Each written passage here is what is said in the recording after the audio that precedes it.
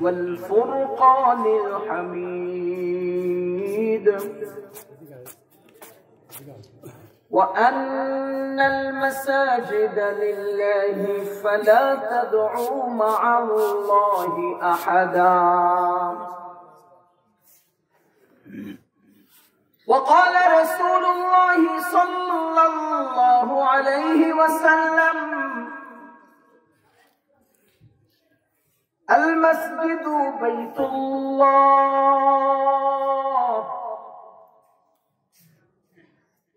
صدق الله العلي العظيم وصدق رسوله النبي الكريم ونحن على ذلك من الشاهدين والشاكرين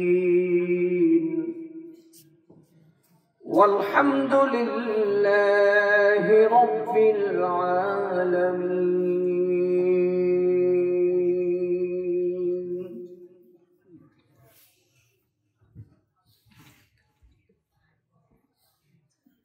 जाके होते हैं मसाजिद में सफारा तो गरीब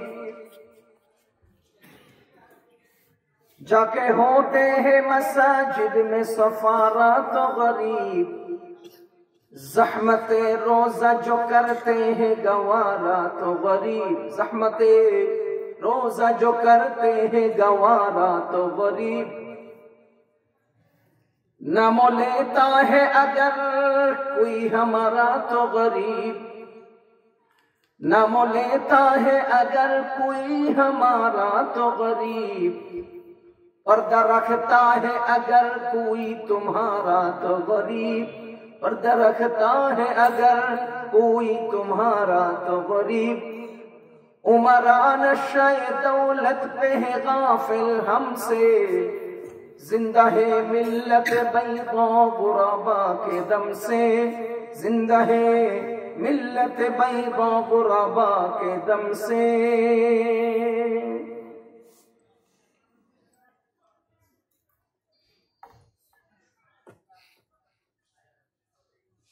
আইন জামে মসজিদ এর উদ্যোগে আয়োজিত আজকের এই 20তম তাফসীরুল কুরআন মাহফিল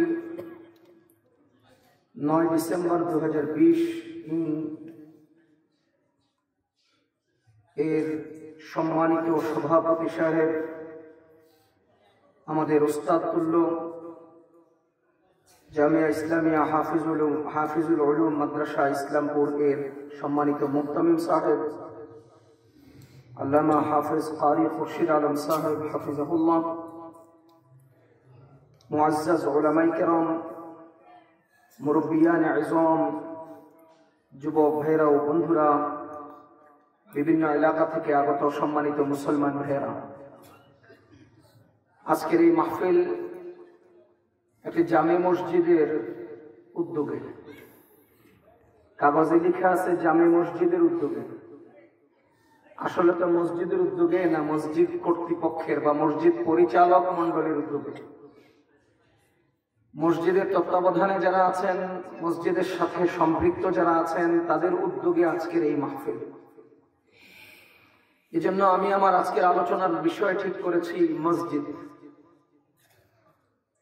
মসজিদ কি কেন মসজিদের উদ্দেশ্য কি মসজিদে কি হয় আপনারা যদি ধৈর্যের সাথে বসেন তো ইনশাআল্লাহ আজকের আলোচনা মসজিদ কেন্দ্রিক হবে প্রথম কথা হলো মসজিদ কি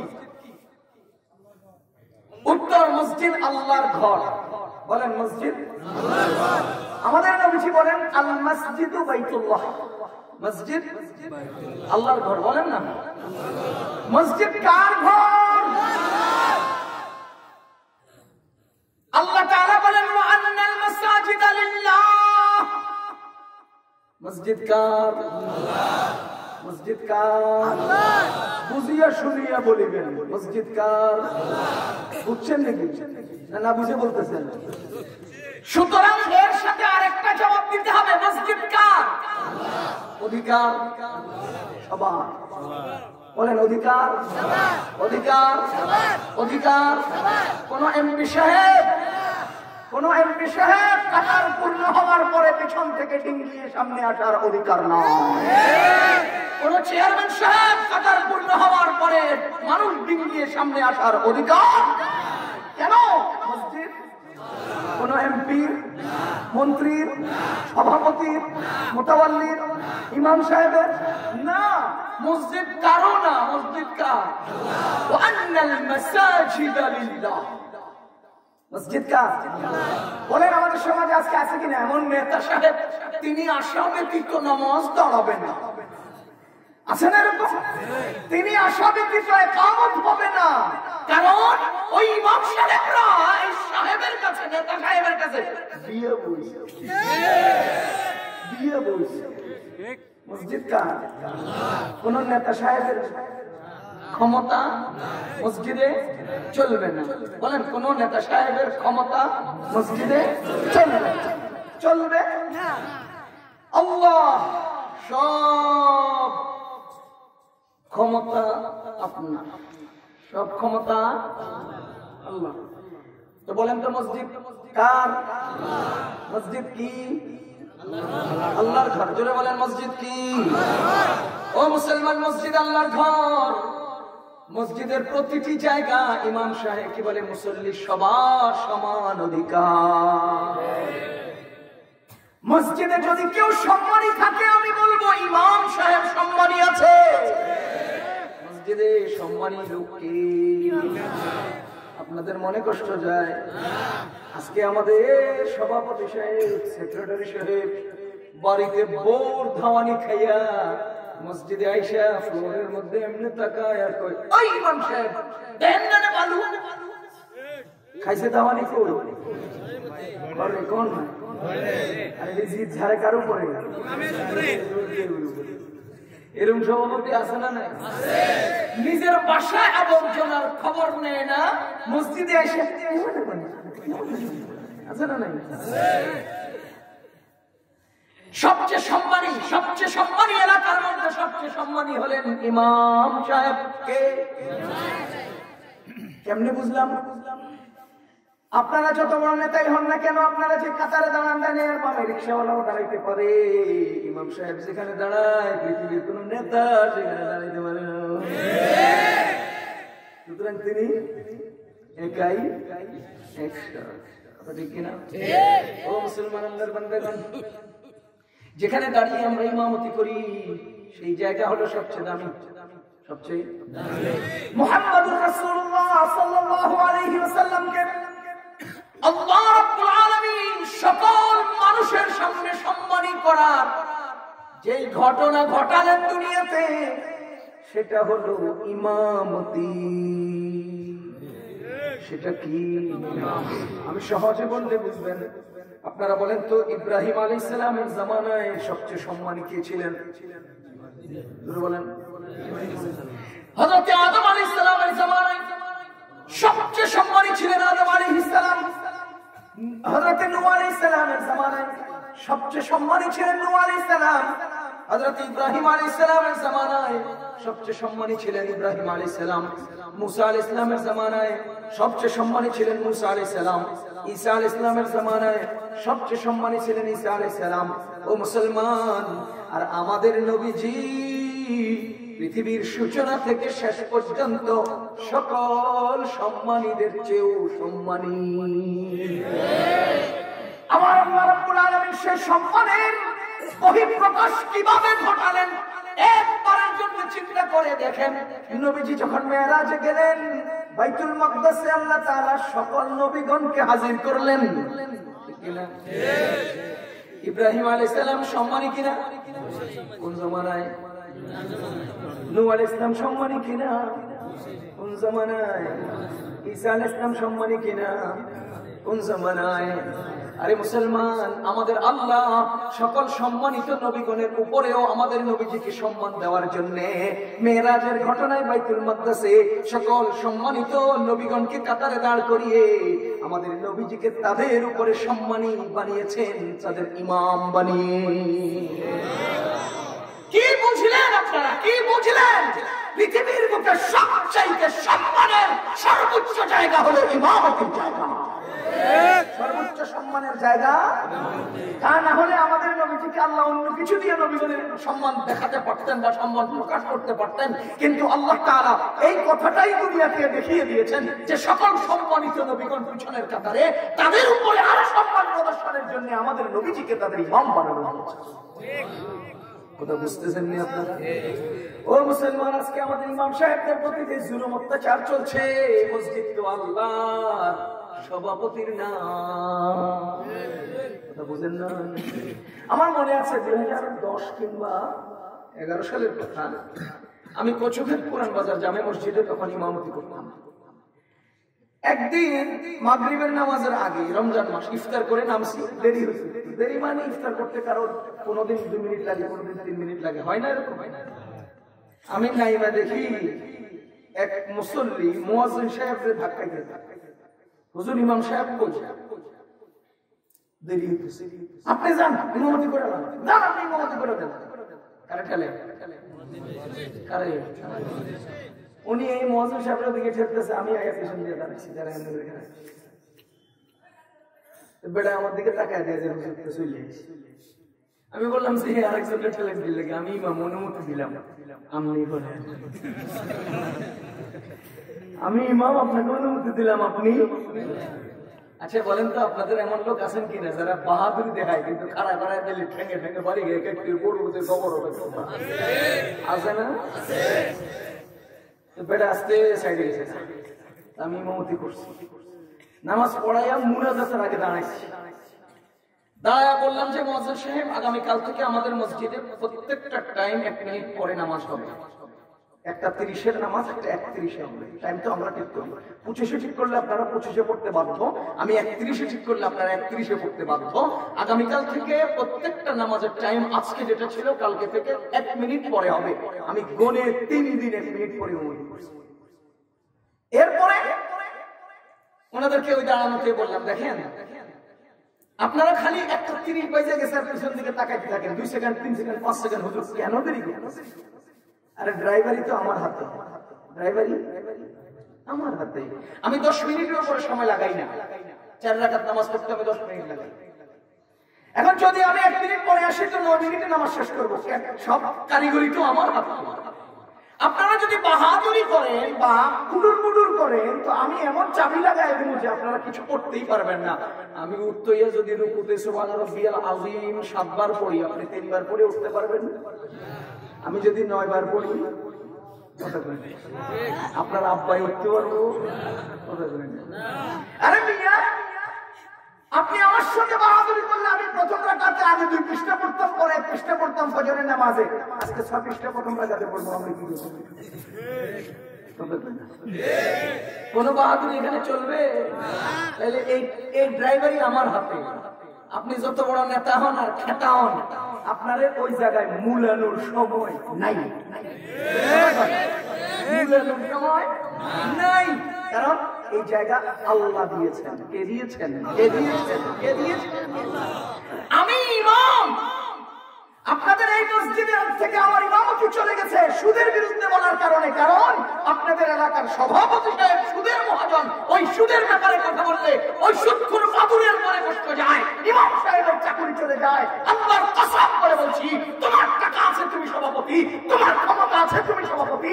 আমার এই ইমামতি যেখানে যাই সেখানে যতদিন বাঁচি ততদিন আমি ইমাম। 5 বছর পরে তুমি ঘোড়ার ডিম। তোমার ক্ষমতা শেষ হয়ে গেলে তুমি কি একটি শুরুত মানুষের নাক সাফ করবে এরকম দাম, এই দাম তোমার থাকে না, আমরা জানি না। চেয়ারম্যান সাহেব একই দলের চেয়ারম্যান সাহেব রাস্তা করতেছে, রাস্তার মধ্যে লিপস্টিক লাগাইছে। কি লাগাইছে আপনারা জানেন না? মহিলারা লিপস্টিক লাগাইলে পরে পানি লাগলে উঠা যায়। আমগো নেতারা মনে করেন 20 লাখ টাকা টেন্ডার এনে রাস্তা এটা করছে, এরা 5 লাখ টাকা খরচ করছে আর বাকি 15 লাখ টাকা খাইছে। এই 5 লাখ টাকা দিয়ে হালকা করে লিপস্টিক লাগাইছে, একবার বৃষ্টি হয়েছে কেমন জানি লিপস্টিকই মনে হয়। আচ্ছা লাগাইছে, লাগাই আমার শুরু মাথায় রাস্তার মুখে সুন্দর নেট প্লেটের মধ্যে লিখে রেখেছে সৌজন্যে অমুক সাহেব। যখন এই সাহেবের ক্ষমতা শেষ, একই দলের ব্যক্তি আরেকজন চেয়ারম্যান হলো, তিনি সেকেন্ড কি বলে দ্বিতীয় লিপস্টিক মাইরা নেম প্লেট এটারে পিটে ভাঙ্গা তো নিজে চালায় কথা কই না তো নেম প্লেটটারে পিটে এসে ভাঙে টিস্যু পেপারের রাতে অপমান করে না খুব ডালে যেমন করে। সুতরাং তোমাদের এই ক্ষমতা হলো 5 বছরের, আমাদের ইমামতির এই মর্যাদা হলো আজীবনে। ওটা বুঝেন নাই এ মুসলমান আল্লাহর বান্দাগণ।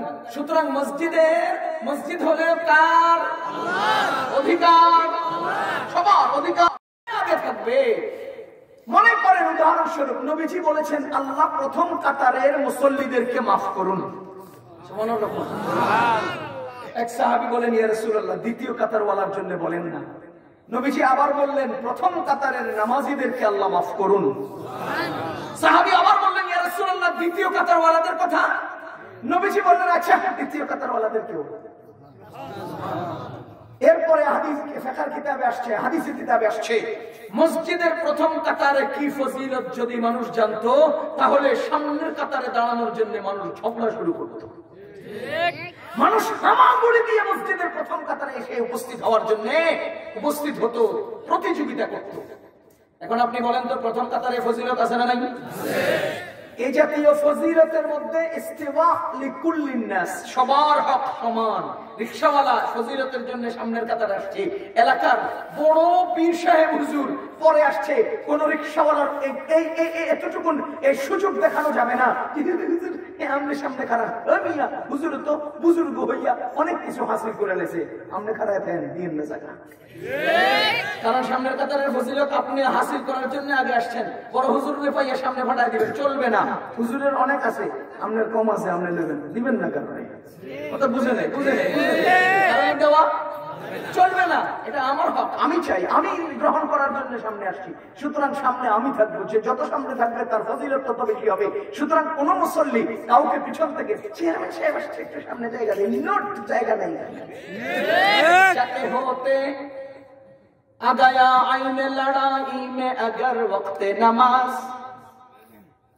आ गया आइन लड़ाई में अगर वक्त नमाज क़िबला रोहों के ज़मीनों से हुई कौम हिजाज एक ही सफ में खड़े हो गए महमूद अयाज एक ही सफ में खड़े हो गए महमूद अयाज न कोई बंदा रहा और न कोई बंदा नवाज न कोई बंदा रहा और न कोई बंदा नवाज बंदा हो साहिब मोहताज गनी एक हुए बंदा हो साहिब मोहताज गनी एक हुए तेरे सरकार में पहुंचे तो सभी एक हुए तेरे सरकार में पहुंचे तो सभी एक हुए যুদ্ধেরত এমন সময় বলে তাদের ওয়াক্তে নামাজ কিবলামুখী সিজদা করে ধন্য হতো কওমে হিজাজ এক সফেতে ভুক্ত হতো গজনবী মাহমুদ আয়াজ এক সফেতে ভুক্ত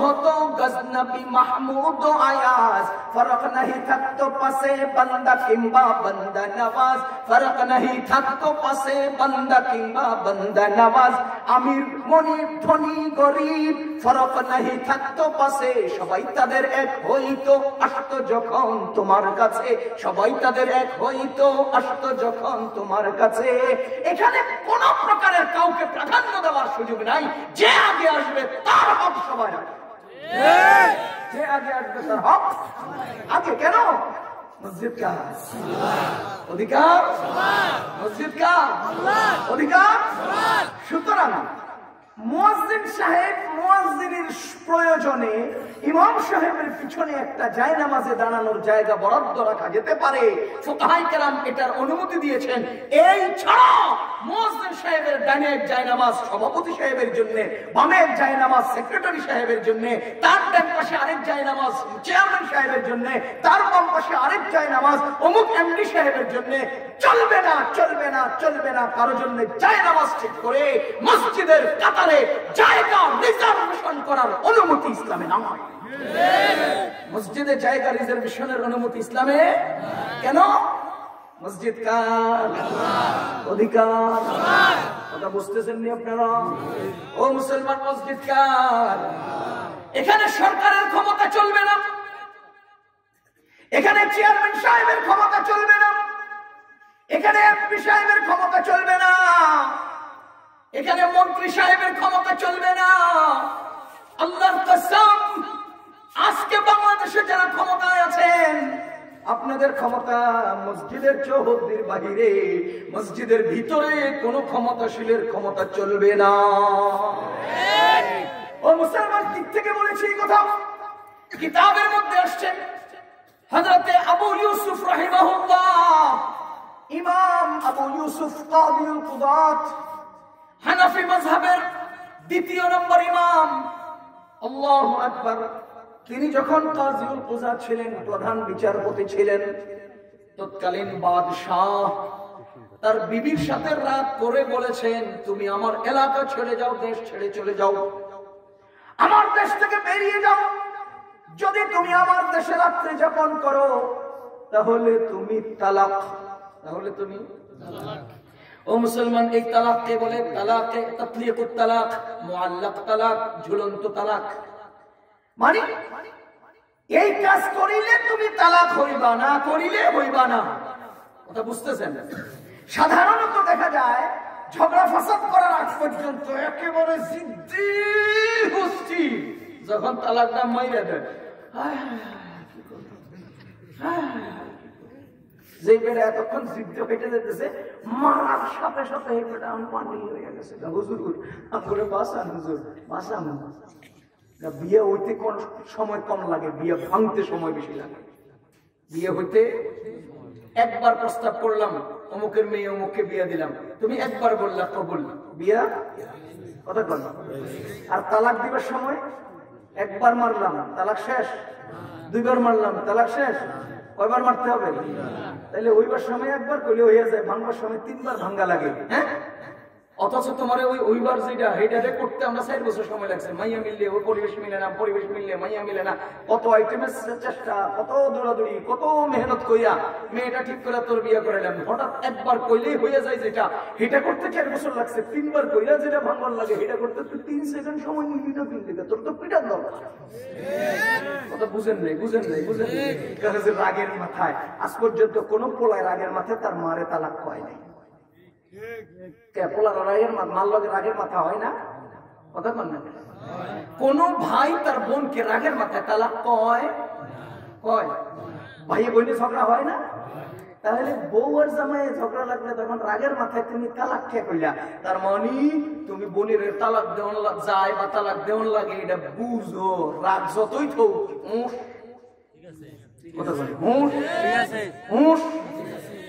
বেটা 4টা সুপারি দিয়ে কয় খালি, 3টা দিয়েও কয় খালি। মানে সুপারি কিনতেছে 4টা দিয়ে খালি, 3টা দিয়ে 2, 4টা দিয়ে 3, 3টা দিয়েও 4, মানে হালি গুনতেছে, বুঝেন নাই? ওরা যে কিনবো হ্যাঁ তো কানায় দেখতেছে, 3টা দিয়ে হালি মেরে দেন, 4টা দিয়ে হালি মেরে দেন। কিনে মিয়া আপনি তো 3টা দিয়ে হালি দিয়ে দেন। ও ভাই কইন না, মাথা ঠিক নেই, কইন না মাথা। তুই একবারও 5টা দিয়ে খালি করি না কেন? মাথা ঠিক না থাকলে কি ঠিক আছে, 5টা দিব। কথা বুঝেন নাই, বুঝেন নাই। রাগের মাথা, তুমি মাথা রাগের হলে কি মোষ ঠিক হইয়াছে। কথা বুঝতেছেন না আপনারা? এজন্যই আজকে আমাদের কাছে অনেকে যায়, আমরা তো যেহেতু এই সমস্ত মাসলা মাসাইল নিয়ে গবেষণা করি বা এর পিছনে সময় লাগাই, বহু মানুষ বহু আঙ্গিকে শুধু বউ তালাক, বউ তালাক, বউ তালাক, বউ তালাক। আয় হায় হায় ভাইও, একটা শব্দ বলি যে একটা মহিলা তিনি তার বাবার বাড়ি থেকে বের হচ্ছে, জিজ্ঞেস করে কোথায় যাও? উত্তর দেয় স্বামীর বাড়ি যাই। স্বামীর বাড়ি থেকে বেরিয়েছে, জিজ্ঞেস করে কোথায় যাও? উত্তর দেয় বাবার বাড়ি যাই। বলেন, একটা মেয়ে বাবার বাড়ি থেকে বের হচ্ছে, কোথায় যায়? স্বামীর বাড়ি থেকে বের হচ্ছে, কোথায় যায়? এবার বলেন তো তার নিজের বাড়িটা কোথায়? আরে ভাই, তার নিজের বাড়িটা কোথায়? কথা বুঝেন নাই, বুঝেন নাই। আমি আল্লাহর কসম করে বলছি, একজন মহিলার নিজের বাড়ি হলো স্বামীর অন্তর। স্বামীর অন্তর, স্বামীর অন্তর। ও মুসলমান, এই স্বামীর অন্তর পাওয়ার জন্য মা, বাবা, ভাই, বোন, আত্মীয় স্বজন, জায়গা জমিন, টাকা পয়সা, শান্তি সবকিছু ত্যাগ করে স্বামীর পায়ে এসে পড়েছে। না স্বামীর ভাই তার আপন, না স্বামীর বোন তার আপন, না স্বামীর মা বাবা তার আপন, না নিজের মা বাবা তার কাছে আছে, একমাত্র স্বামীর পায়ে এসে তার জীবনটাকে সে বিসর্জন দিয়েছে। কেন? স্বামীর অন্তর হলো তার বাড়ি। ওরে দুনিয়ার মানুষ, যদি আজকে তার একজন স্ত্রী তার স্বামীর অন্তরে নিজের বাড়িতে জায়গা না পায়, তো সে বাবার বাড়িতেও তো জায়গা পাবে না, স্বামীর বাড়িতেও তো জায়গা পাবে না। তার নিজের বাড়ি হলো স্বামীর অন্তর। সমস্ত স্বামীদেরকে বলছি, আপনি আপনার স্ত্রীকে তার নিজের বাড়িতে জায়গা দেন, নিজের বাড়িতে জায়গা দেন, বের করে দিয়েন না আপনি তার বাড়ি থেকে। নিজের বাড়িতে জায়গা দেন। এখন আমি যদি পারিবারিক জীবন ব্যবস্থা নিয়ে আলোচনা করি আর কলা কৌশলগুলো বলে দেই কিভাবে তার নিজের বাড়িতে জায়গা দিবেন, আর জায়গা সে পাওয়ার জন্য কি করবেন, আর তাকে তার আগলে নিয়ে তার দিলের মধ্যে, অর্থাৎ আপনার দিলের মধ্যে তার বাড়িতে তাকে জায়গা কিভাবে দিবেন, শরীয়ত বিধিবিধানগুলো যদি আর কলা কৌশলগুলো যদি বলি, তো এখানে আমার অনেক সময় লাগবে। আরেকদিন যদি আপনারা ডাকেন তো কমনে। আজকের কথা হলো, ওই যে বাদশা কি ঘোষণা দিয়েছে, আমার রাজ্যে তুমি যদি রাত্রি যাপন করো তুমি। মুসলমান যখন ঘটায় দিল, এবার তো মনের মধ্যে আয় হায় কি করলাম। বাদশা কাজীউল কুযাত হযরত ইমাম আবু ইউসুফ রাহমাতুল্লাহি আলাইহির কাছে খবর পাঠালেন, আমি তো আমার স্ত্রীকে এমন শর্ত দিয়ে ফেলেছি, আজকের মতো আধুনিক ব্যবস্থাপনা তখন ছিল না। বাদশাহী হেলিকপ্টারের রাষ্ট্রের বাহিরে পাঠিয়ে দিবে দিনে দিনে, বাদশাহী ব্যবস্থাপনায় বিমানে করে রাষ্ট্রের বাহিরে পাঠিয়ে দিবে দিনে দিনে, এটা তো সম্ভব ছিল না। এখন তো পরিস্থিতির শিকার, দিনে দিনে এই এলাকা বা এই রাষ্ট্রের বাহিরে না গেলে, রাষ্ট্রের মধ্যে অবস্থান করলেই তার স্ত্রী তালাক হয়ে যাবে। ইমাম আবু ইউসুফ রাহমাতুল্লাহি আলাইহি যখন নাকি ঘটনাটা জানলেন, তখন তিনি বললেন, বাদশার স্ত্রীকে মসজিদে থাকতে বলো, থাকতে বলো। আজকের এই রাত্রি তিনি মসজিদে কাটাবেন, বউ তালাক হবে না।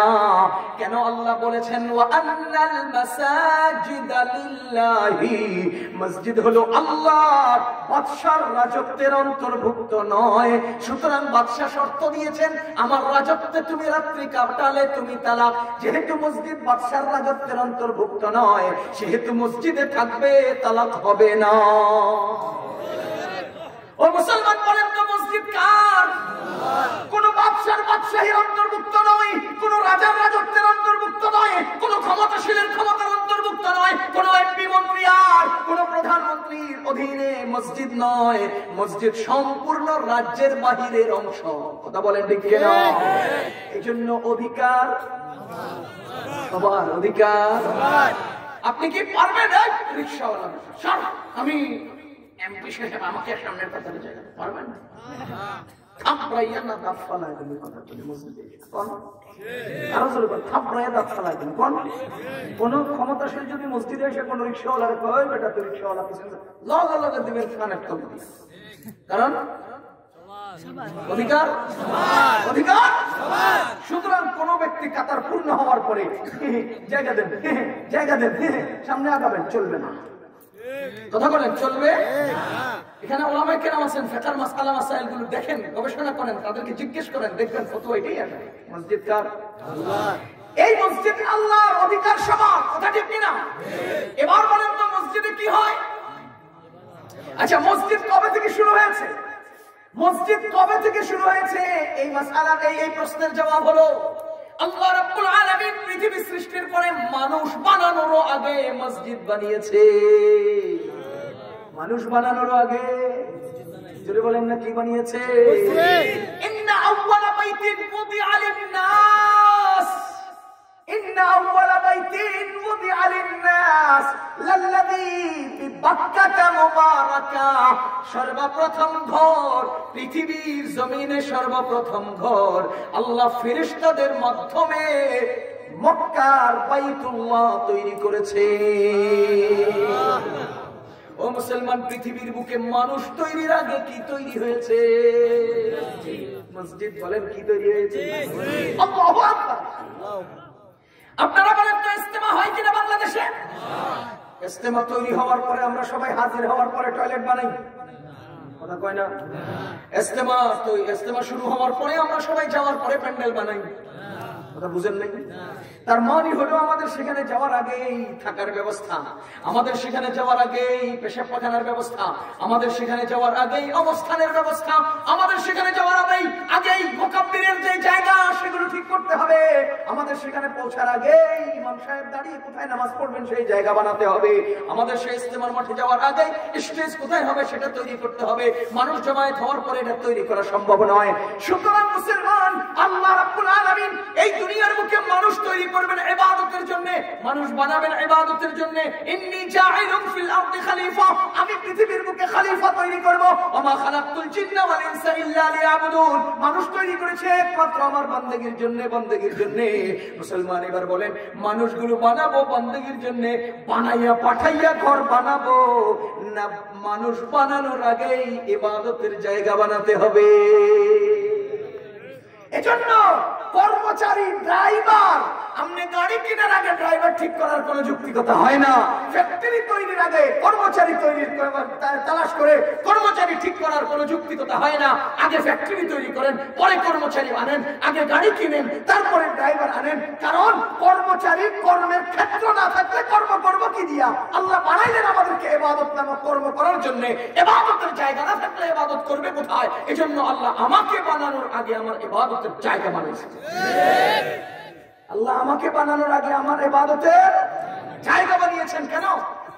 এজন্য যে তারা এখানে আসলে তো ডিউটি করতে হবে, আর ডিউটি হলো ইবাদত। ইবাদতের জায়গা না থাকলে সে ডিউটি করবে কোথায়?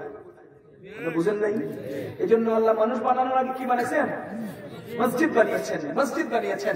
আমাদের নবীজি সাল্লাল্লাহু আলাইহি ওয়াসাল্লাম মক্কা থেকে হিজরত করে আল্লাহর হুকুমে কোথায় গেলেন? মদিনা শরীফে গেলেন। মদিনায় গিয়ে কোথায় অবস্থান করবেন? সবাই, লম্বা ইতিহাস, সবাই অপেক্ষা করছেন। নবীজি বললেন, আমার উট যেখানে গিয়ে বসবে সেখানে আমি বসবো। আবু আইয়ুব আনসারী রাদিয়াল্লাহু তাআলা ওনার বাড়ির সামনে গিয়ে নবীজির উটখানি বসেছে। সেই জায়গার মধ্যে আমাদের নবীজি মুসআব বিন উমাইর রাদিয়াল্লাহু তাআলা কে আগে মদিনায় পাঠিয়েছেন। তার মাধ্যমে অনেক মানুষ মুসলমান হয়েছেন। তিনি মুসলমান হওয়া সত্ত্বেও নবীজি হুকুম করেছেন, না, আমি আসার আগে এখানে তোমরা কেউ মসজিদ, আমি আসার আগে তোমরা কেউ বসবাসের জন্য ঘর বানাবা না। যে সকল মুহাজিররা নবীজি সাল্লাল্লাহু আলাইহি ওয়াসাল্লামের আগে হিজরত করে মদিনায় গেছেন, তারা বসবাসের জন্য আগে ঘর বানান নাই, বরঞ্চ নবীজি হিজরত করে যাওয়ার পরে সর্বপ্রথম নবীজির ঘোড়া উট যেখানে বসেছে সেই জায়গায় নবীজি নিজে একটা মসজিদ তৈরি করেছেন। আগে মসজিদ বানিয়েছেন, পরে বসবাসের ঘর তৈরি করেছেন। সেই মসজিদের নাম কুবা মসজিদ, মসজিদে কুবা। অনেকে মক্কা মদিনায় যারা গিয়েছেন তারা মসজিদে কুবা দেখেছেন। মসজিদে কুবা হলো ওই জায়গা যেই জায়গায় আমাদের নবীজি হিজরত করে উটখানি বসেছিল।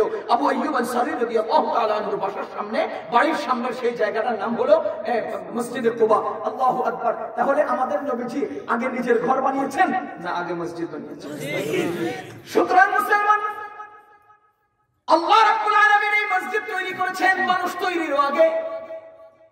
এই বাইতুল্লাহ সর্বপ্রথম ঘর। ইন্না আউওয়ালা বাইতিন, সর্বপ্রথম ঘরের নাম বাইতুল্লাহ। বলেন, ঘরের নাম বাইতুল্লাহ। বাইতুল্লাহ কাবাতুল্লাহ লাল্লাযী বিবাক্কাতা, যেটা বাক্কা নামক জায়গায় অবস্থান করছে। বাক্কা, আগে কিন্তু কোরআনের ভাষায় এটাকে বাক্কা বলা হয়। মক্কা, বাক্কা দুটো অর্থ আসে। যেমন কোরআনকে কোরআনও বলি, ফুরকানও বলি, জিকির বলি, ওরকম ভাবে মক্কার আরেক নাম হলো বাক্কা। মক্কার আরেক নাম কি? বাক্কা। কোরআনে আল্লাহ তাআলা এটাকে বাক্কা বলে উল্লেখ করেছেন। লাল্লাযী বিবাক্কাতা মুবারাকা, পবিত্র বাক্কা নামক জায়গায় আল্লাহ ফেরেশতাদের মাধ্যমে মানুষ তৈরির আগে ঘর তৈরি করেছেন। সেই ঘর আমরা যাই কিনা? আল্লাহ সবাইকে অন্তত একবার হলেও যাওয়ার তৌফিক দেন। আমিন। আর আওয়াজ দিয়ে কোন না আমিন। আরশ পর্যন্ত পৌঁছায় দেন না ভাই। আল্লাহ আমাদেরকে জীবনে একবারের জন্য হলেও সেই পবিত্র জায়গায় যাওয়ার তৌফিক দেন। আমিন। আল্লাহু আকবার। কাবাতুল্লাহ, বাইতুল্লাহ শরীফের ইতিহাস যদি আমরা বলতে চাই, ফেরেশতাদের মাধ্যমে তৈরি হলো। এরপরে এটার উপরে কি পরিমাণ ঘটনা ঘটে গেল। ইব্রাহিম আলাইহিস সালাম কোথায় তৈরি করলেন, কিভাবে তৈরি করলেন? নূহ আলাইহিস সালামের প্লাবনের সময় সেটার চিহ্ন কিভাবে বিলীন হয়ে গেল, এরপরে হযরত ইব্রাহিম আলাইহিস সালাম সেই চিহ্নগুলো কিভাবে খুঁজে পেলেন, কার মাধ্যমে সেই ঘর তৈরি করলেন, কিভাবে আজ পর্যন্ত এই ঘর দাঁড়িয়ে আছে, আমাদের নবীজি সাল্লাল্লাহু আলাইহি ওয়াসাল্লামের উপস্থিতিতে ঘর কিভাবে নির্মিত হয়েছে, আব্রাহা বাদশা নবীজির দুনিয়াতে আসার আগে এই কাবা ভেঙে দেওয়ার ইতিহাস কি ছিল। ও মুসলমান, আমাদের নবীজি সাল্লাল্লাহু আলাইহি ওয়াসাল্লাম কাবা শরীফের দরওয়াজা কিভাবে রাখতে চেয়েছেন, এরপরে দরওয়াজা তৈরির পরে হযরতে আব্দুল্লাহ ইবনে জুবাইর কাবার সাথে কি আচরণ করেছেন, কিভাবে কাবা নির্মাণ করেছেন, এরপরে হাজ্জাজ বিন ইউসুফ কিভাবে সেই কাবাটা আবার পুনর্নির্মাণ করলেন, তার পরবর্তী মুফতি সাহেব ফুকাহায়ে কেরাম কাবার ব্যাপারে কি ফতোয়া দিলেন। এইভাবে যদি আমি কাবা সম্পর্কে লম্বা ইতিহাস আলোচনা করি অনেক সময়ের দরকার। এজন্য আমি শুধু বলবো মসজিদের ইতিহাস শুনে রাখুন। মসজিদ এমন একটা ঘর, মানুষ তৈরিরও আগে আল্লাহ ফেরেশতাদের মাধ্যমে মসজিদ তৈরি করেছে। কি তৈরি করেছেন? মসজিদ। ও মুসলমান, এবার আসেন মসজিদে কি হয়? মসজিদে কি হয়? নামাজ হয়, সিজদা হয়। আমার আল্লাহ রাব্বুল আলামিন মসজিদে কি হয় এই ব্যাপারে কোরআনে আয়াত নাযিল করেছেন। ওয়ালাউলা দাফউল্লাহি الناس بعضهم ببعض لهدم الصوامع وبيع وصلوات ومساجد يذكر فيها اسم الله كثيرا ومساجد مسجد। আরে মসজিদে কি হয়? ওয়ামাসাজিদু ইউযকারু ফিহা, যে মসজিদের মধ্যে জিকির হয় ইসমুল্লাহি, আল্লাহর নামের, কাসীরান, বেশি বেশি বেশি বেশি। কার নামের? আল্লাহর। কার নামের জিকির হয়? কোথায়? মসজিদে। আল্লাহর কসম, পৃথিবীর অন্য কোনো জায়গা নাই এত বেশি জিকির হয় যে জিকির মসজিদে হয়। এটা বুঝতেছেন না আপনারা? ومساجد يذكر فيها اسم الله كثيرا, মসজিদে আল্লাহর নামের জিকির জিকির জিকির জিকির জিকির হয়। আমি যদি সহজ ভাবে বলি মসজিদে কি হয়, যদি বলেন যে মসজিদে নামাজ হয়, আপনারা বলেন তো নামাজের আগে আযান হয় কিনা? যদি বলেন না আযান হয় কিনা? আযানের শুরু শব্দ আল্লাহ, আযানের শেষ শব্দ আল্লাহ। কারণ লা ইলাহা ইল্লা আল্লাহ, ঠিক কি না? ইকামতের শুরুতে আল্লাহ, ইকামতের শেষে, নামাজের শুরুতে আল্লাহ, নামাজের শেষে আল্লাহ। কথা বুঝলেন? আল্লাহু আকবার নামাজ, আসসালামু আলাইকুম ওয়া রাহমাতুল্লাহ, আল্লাহ। তাহলে নামাজের শেষ শব্দ আল্লাহ। আযানের শুরুতেও বললাম আল্লাহ, আযানের শেষেও বললাম আল্লাহ, ইকামত শুরু করলাম বললাম আল্লাহ, ইকামত শেষ করলাম বললাম আল্লাহ, নামাজ শুরু করলাম বললাম আল্লাহ, নামাজ শেষ করলাম বললাম আল্লাহ। ওয়া মাসাজিদু ইউযকারু ফিহা ইসমুল্লাহ, ওই মসজিদের মধ্যে শুধু আল্লাহ আল্লাহ আল্লাহ আল্লাহ আল্লাহ আল্লাহ। আল্লাহু আকবার। কি হয়? জোরে কয় না সুবহানাল্লাহ। আল্লাহু আকবার। নামাজ শুরু করলাম, কি হচ্ছে? আল্লাহ বলেন আল্লাহ। এবার সানা পড়লাম সুবহানাকা, আল্লাহ বলেন না সুবহানাকা, আউযু বিসমি, ওই না জোরে জোরে কয় সুবহানাকা আল্লাহ, আউযু বিসমি আল্লাহ, আলহামদুলিল্লাহ। বুঝেন নাই? বুঝেন নাই? বুঝেন নাই? কি চলতেছে এখানে? কথা কয় না, কি চলতেছে এখানে? ওয়া মাসাজিদু ইউযকারু ফিহা ইসমুল্লাহ, আল্লাহ আল্লাহ আল্লাহ আল্লাহ আল্লাহ আল্লাহ আল্লাহ। মসজিদ হলো এমন একটা জায়গা যেখানে শুধু আল্লাহর নামের জিকির হয়। এখানে কারো নির্বাচনের প্রচারণা চলবে না। ওরা আমাদেরকে বলে হুজুররা ধর্ম ব্যবসায়ী। আরে বেয়াকুফের বাচ্চা বেয়াকুফ, শুনে রাখ শুনে রাখ, তোরা যেই পোশাক গায়ে দিস ঈদের দিন, সেই পোশাক আমরা 12 মাস গায়ে দেই। সুতরাং আমরা হলাম ধর্মাবলম্বী, তোরা হলি ধর্ম ব্যবসায়ী। আমাদের টুপি 12 মাস মাথায় থাকে। ডক্টর কামালের মতো বামপন্থীরাও নির্বাচনের আগে টুপি মাথায় লাগায়। বুঝে গেল মানুষের কাছে ধর্মের রূপ নিয়ে ধর্মের অনুভূতিতে জায়গা করার জন্য তুমি সেনা ধর্ম ব্যবসা করছো। ধর্ম আমরা ব্যবসা করি না ওরা। ইমাম সাহেব মসজিদের মিম্বরে মসজিদ কেন্দ্রিক এলাকা বিষয়ক আলোচনা কি একদিন করে না 12 মাস? আর আপনাদের সমাজে মাঝে মধ্যে নির্বাচনের আগে চেয়ারম্যান প্রার্থী মেম্বার প্রার্থীরা মসজিদে আসিয়া আসসালামু আলাইকুম ওয়া রাহমাতুল্লাহ বলিয়া দোয়া চায়, ভোট চায়, আছে না নাই? যে মেহরাবে দাঁড়িয়ে ইমাম সাহেব 12 মাস কথা বলে, সেই মেহরাবের ইমাম সাহেবের তুই কোস ধর্ম ব্যবসায়ী, অথচ সেই মুসল্লির সামনে মেহরাবে দাঁড়িয়ে তুই ভোট চাইনি, তো তুই না ধর্ম ব্যবসায়ী। ইমাম সাহেব তো ধর্ম অনুসারী, ইমাম সাহেব ধর্ম অবলম্বী, তুই হলি ধর্ম ব্যবসায়ী। এই জায়গায় গায়ে লাগে, কোন লাগে, জোরে কোন লাগে, এত কষ্ট করে জোরে জোরে ওয়াজ করবো, গায়ে লাগতো না তো এই ওয়াজের কি লাভ? ও মুসলমান, আমগরে কয় ধর্ম আল্লাহ আল্লাহ, আমরা বিসমিল্লাহ কয়ে খাই, আমগরে ধর্ম ব্যবসায়ী। বাবা দিয়ে গায়ে ধর্ম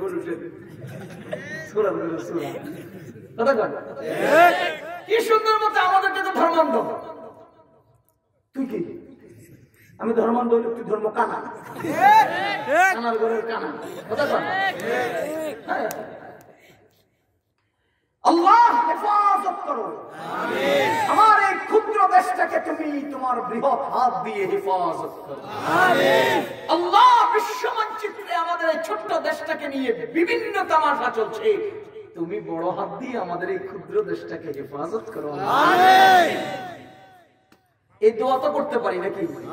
আল্লাহ হেফাজত করো। বলেন তো মসজিদে কি হয়? আরো জোরে কোন মসজিদে কি হয়?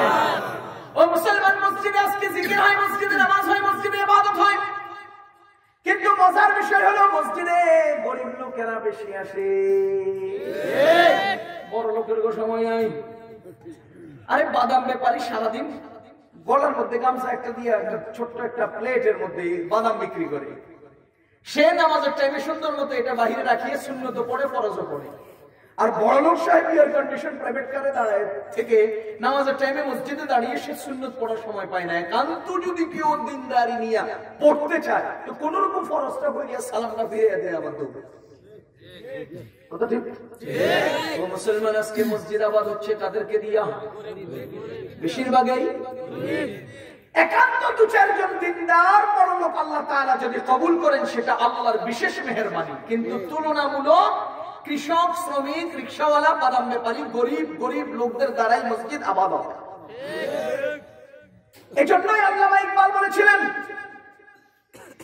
যাকে হতে হে মসজিদ মে সফারাত গরিব, যাকে হতে হে মসজিদ মে সফারাত গরিব, ज़हमते रोजा जो करते हैं गवारा तो गरीब, ज़हमते रोजा जो करते हैं गवारा तो गरीब, नाम लेता है अगर कोई हमारा तो गरीब, नाम लेता है अगर कोई हमारा तो गरीब, पर्दा रखता है अगर कोई तुम्हारा तो गरीब, पर्दा रखता है अगर कोई तुम्हारा तो गरीब, उमरा नशाए दौलत पे है गाफिल हमसे, जिंदा है मिल्लत बैदा गुरबा के दम से, जिंदा है मिल्लत बैदा गुरबा के दम से, मस्जिदे आज कतार बेधे नमाज पढ़े गरीबेरा, মসজিদে আজ কাতার বেঁধে নামাজ পড়ে গরিবেরা, উপবাসের কষ্ট সয়ে রোজা রাখে গরিবেরা, উপবাসের কষ্ট সয়ে রোজা রাখে গরিবেরা, আমায় যারা স্মরণ করে তারাও সেই গরিবেরা, আমায় যারা স্মরণ করে তারাও সেই গরিবেরা, তোদের যাহা সম্মান আছে তাও রেখেছে গরিবেরা, তোদের যাহা সম্মান আছে তাও রেখেছে গরিবেরা, ধনের নেশায় বিমূঢ় হয়ে ধনী আমায় গেছে ভুলে, ধনের নেশায় বিমূঢ় হয়ে ধনী আমায় গেছে ভুলে, ইসলাম আজও জিন্দায় আছে দরিদ্রেরও দোয়া বলে, ইসলাম আজও জিন্দায় আছে দরিদ্রেরও দোয়া বলে। ধনের নেশায় আজকে ধনীরা সব আল্লাহকে ভুলে গেছে, মসজিদ ভুলে গেছে, নামাজ ভুলে গেছে, গরিব লোকেরাই বেশিরভাগ নামাজ পড়ে। আজকে যুবকেরা এখনো সময় হয় নাই, আছে না নাই? নামাজ পড়ে না, কি ব্যাপার? অনেক সময় হয়েছে, নামাজ তো বুড়ে বোকা। আমার আল্লাহ কিয়ামতের দিন বিশেষ যে 5টা প্রশ্ন করবেন, এই প্রশ্নে একটাও করবেন না যে বুড়ারা নামাজ পড়ছস না, ওই জওয়ানরা, যুবকরা যৌবন কোথায় কাটাইছস জিজ্ঞেস করবেন। সুতরাং তোমার সময় কি বুড়া হইলে কথা না? আরে মোবিল কিনলাম 2000 টাকা দিয়া, মেশিনের মধ্যে মোবিল ঢুকাইলাম গাড়ির ভিতরে, 4000 কিলোমিটার পরে এটা ছেড়ে দিয়ে আবার নষ্ট মানে ফেলে দিয়ে নতুন মোবিল লাগাবো।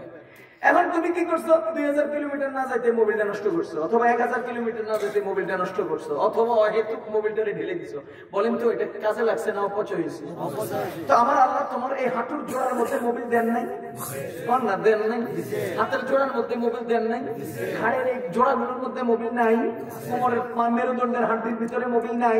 তো তুমি যুবক এইভাবে অহেতুক জীবনটা শেষ করে নষ্ট করিয়া বুড়া বয়সে যখন নাকি মেয়াদ উত্তীর্ণ হয়ে যায় মোবিলগুলো, তখন তুমি উত্তরবা কেমনে? তোমার কপালটা তো জমিনে লাগে নাই রে যুবক, তুমি তো সেজদা থেকে বঞ্চিত হয়ে গেছো। আমার আল্লাহ যে বান্দাকে মাহরুম করেন, মাহরুম করেন, মাহরুম করেন, বঞ্চিত করেন, সর্বপ্রথম তাকে সেজদা থেকে কি করে? এজন্য দেখবেন দুনিয়া লোভী ক্ষমতাশীলরা নামাজে পড়ার সময় পায় না, কারণ আল্লাহ তাদেরকে সম্পদ, মূল সম্পদ থেকে বঞ্চিত করেছে আল্লাহ। এজন্যই বলছি আজকে মসজিদ আবাদ করার দরকার আছে না নাই? ও মুসলমান আল্লাহর বান্দাগণ, আমাদের যৌবনকাল সম্পর্কে আমাদের আল্লাহ জিজ্ঞেস করবেন, নামাজ সম্পর্কে জিজ্ঞেস করবেন। কথা বলেন ঠিক কিনা? এই নামাজ সম্পর্কে কিয়ামতের ময়দানে সবার আগে প্রশ্ন করা হবে। আরে মুসলমান, এটা বোঝার জন্য আপনাকে একটা উদাহরণ বুঝতে হবে। আমরা যখন কোন স্কুলে ভর্তি হই, স্কুলের নিজস্ব ইউনিফর্ম আছে না নাই? রুটিন, রুটিন ক্লাসের রুটিন আছে না নাই? মুসলমান, আমার আল্লাহ রাব্বুল আলামিন আমরা যারা মুসলমান, ইসলাম কবুল করার সাথে সাথে, মুসলমান হওয়ার সাথে সাথে যখন আমরা বালেগ হই, আমাদেরকে আল্লাহ প্রদত্ত ইউনিফর্ম গ্রহণ করতে হবে। আমাদের প্রতিদিন 7টা ক্লাস থাকে, শনিবার থেকে বৃহস্পতিবার পর্যন্ত আমাদের স্কুল চালু থাকে, মাদ্রাসা চালু থাকে। প্রতিদিন আমাদেরকে ক্লাস করতে হয়। 3 বা 4 ক্লাসের পরে সামান্য কিছু সময় আমাদেরকে নাস্তার ছুটি দেয়। এরপরে আবার 3টা ক্লাস করে আমরা মোট 7টা ক্লাস শেষ করে প্রতিদিন আমাদেরকে বাড়িতে ফিরতে হয়। ও মুসলমান, আজকে প্রথম ক্লাসে আমি যাই নাই, পরের দিন আমাকে স্যার জিজ্ঞেস করবেন, উস্তাদ জিজ্ঞেস করবেন, ও মিয়া তুমি কালকের ক্লাসে আসো নাই কেন? জিজ্ঞেস করবেন কিনা? উপযুক্ত কারণ যদি দর্শাইতে না পারো, তাহলে তোমাকে বেত্রাঘাত করা হবে, শাস্তি দেওয়া হবে। সামনে যেন তুমি এরকম অন্যায় না করো। মুসলমান শুনেন, শুনেন, আজকে আমি ক্লাসে হাজির হই নাই, একদিন গত হওয়ার পরে আমি যখন পরের দিনের ক্লাসে হাজির হব, সেখানে আমাকে জিজ্ঞাসাবাদ করবে, আমি অনুপস্থিত থাকলে আমাকে শাস্তি দিবে। আল্লাহর কসম, আমি যে মুসলমান হলাম, আমি যে কালিমা পড়লাম, আমি যখন বালেগ হলাম, সেদিন থেকে আমার প্রতিদিন 5টা করে ক্লাসের রুটিন আছে। মুসলমান, দুনিয়ার ক্লাসের রুটিনে এক ক্লাস থেকে ভিন্ন ক্লাসের মাঝখানে 2-4 মিনিটের ব্যবধানও নাই, কিন্তু আমার জীবনে প্রতিদিন যে 5টা ক্লাস, এই 5টা ক্লাসে এক একটা ক্লাসের পরে আরেকটা ক্লাসের মাঝখানে বিশাল একটা ফাঁকা সময় আছে, দূরত্বের ব্যবধান আছে। আমি যখন নাকি আজকে ফজরের নামাজের ক্লাস করলাম না, কালকে আমার কান ধরে কেউ জিজ্ঞেস করবে না, মিয়া কালকে তুমি কোথায় ছিলা? আজকে আমি জোহরের নামাজের ক্লাস যখন করলাম না, কালকে কেউ আমাকে জিজ্ঞেস করবে না তুমি গতকালকে ক্লাসে আসো নাই কেন? কিন্তু এই কথা মনে রাখো, রাখো, রাখো, রাখো, কিয়ামতের ময়দানে ইয়াউমুদ্দিন, মালিক ইয়াউমিদ্দিন, যেদিন কিয়ামতে বিচার দিবস হবে, যেদিন হিসাব নিকাশের দিবস হবে, ওয়ানাদাউল মাওয়াজিনাল কিসতা লিয়াউমিল কিয়ামা, কিয়ামতের ময়দানে যখন আমলগুলো মাপার যন্ত্র তৈরি করা হবে, দাঁড়িপাল্লা কায়েম করা হবে, সেখানে কিন্তু তোমার এই প্রতিদিনের 5টা ক্লাসের হিসাব প্রথমেই নেওয়া হবে। 2020 সালের ডিসেম্বরের 13 তারিখে, 2020 সালের ডিসেম্বরের 9 তারিখে এশার নামাজের ক্লাস তুই করস নাই কেন লেগা? 2020 সালের ডিসেম্বরের 9 তারিখে ফজরের ক্লাস তুই করস নাই কেন? জোহরের ক্লাস করস নাই কেন? আসরের ক্লাস করস নাই কেন? মাগরিবের ক্লাস করস নাই কেন? আজকের দিনের এই 5টা ক্লাস কিয়ামতের দিন প্রথম নেওয়া হবে। ছাড়াছাড়ি নাই। তুমি মনে করছো কালকে নেনে দিকে বাচ্চা গেছো? এ মিয়া, কালকে নেনে দিকে বাচ্চা গেছি? না না না, হিসাব নেওয়ার সময় আছে না নাই? জোরে বলেন আছে না নাই? যারা বিদেশে গেছেন, বিদেশ, আপনারা অনেক সময় শুনে থাকবেন যে গাড়ি ড্রাইভিং যারা করে, নিয়ম যদি ভঙ্গ করে। যেমন এখানে 60 কিলো স্পিডে চলার দরকার, সে 70 কিলো স্পিডে গেছে। এখানে সে ডাইনে থাকা দরকার, বামে গেছে। এখানে রাইটে থাকা দরকার, রঙে গেছে। তাহলে তারা কি করে জানেন? একটা সিসি ক্যামেরার ফুটেজ দিয়ে চট করে তার ওই গাড়িটার একটা ফোকাস তুলে ফেলে। আমি আমেরিকায় প্রতি বছর সফরে যাই, একটা এই রাস্তার টোল, এই টোলটা কিভাবে তারা দেয়? ওদের একটা গাড়িতে ছোট্ট একটা যন্ত্র আছে, গাড়িটা থাকলেই হয়। 60 কিলোমিটার স্পিডে গাড়িটা চলে যাচ্ছে, টোলের যে গেট আছে, গেটের নিচ থেকে এই মেশিনের সাথে চট করে একটা ক্লিক হয়, একটা ক্লিক হইয়া ওইটার সাথে ওইটার একটা সম্পৃক্ত হয়, এখান থেকে টাকাটা কেটে নিয়ে যায়। এরা 60 কিলো স্পিডে চলে গেছে। বুঝেন না? আপনারা উদাহরণ দিচ্ছি, সৌদি আরবে, দুবাইতে, সিঙ্গাপুরে, বিভিন্ন রাষ্ট্রে ড্রাইভিং এর একটা সিস্টেম আছে। ওদের ড্রাইভিং এর মনে করেন 16, 20, 24, 100 একটা পয়েন্ট দেয়, পয়েন্ট। এটা রং করছো, রংটা কত বড়, যদি ভারী হয় তাহলে 5 পয়েন্ট কাটা। যেদিন তোমার পূর্ণ পয়েন্ট শেষ, তোমার ড্রাইভিং লাইসেন্স শেষ। এই জন্য প্রত্যেকটা ড্রাইভার আতঙ্কে থাকে, আমার কোন অপরাধটার কারণে কয়টা পয়েন্ট জানি যায়। ফাইনও করে, জরিমানাও করে, আবার ড্রাইভিং এর লাইসেন্সের পয়েন্টও নষ্ট হয়। আতঙ্কে থাকে। আমাদের তো শুধু ওগুলো কিছু নেই। যারা কানুন করবে, হেরাই পিছন দিয়ে পয়সা খাইয়া কানুন ভঙ্গ করে। আমাদের দেশে যারা কানুন করে, হেরাই প্রথম কানুন ভঙ্গ করে। কোন না? যারা আইন করে, এরাই আইন বানায়। ওই যে একজন কৌতুক অভিনেতা, নাম কমুনা, চিন্তা লাগবেন, হ্যাঁ একটা অভিনয় দেখছিলাম মোবাইলের মধ্যে। এখন জিজ্ঞাসা হুজুর মোবাইলে দেখবেন কি? এখন মোবাইলে দেখা এটা কমন ব্যাপার হয়ে গেছে। তো দেখলাম কি, সে চেয়ারম্যানের ভাব রয়েছে, একজনের ছাতি ধরছে, পরে করতেছে, শুনছস একটা ঘটনা? শুনছস কি?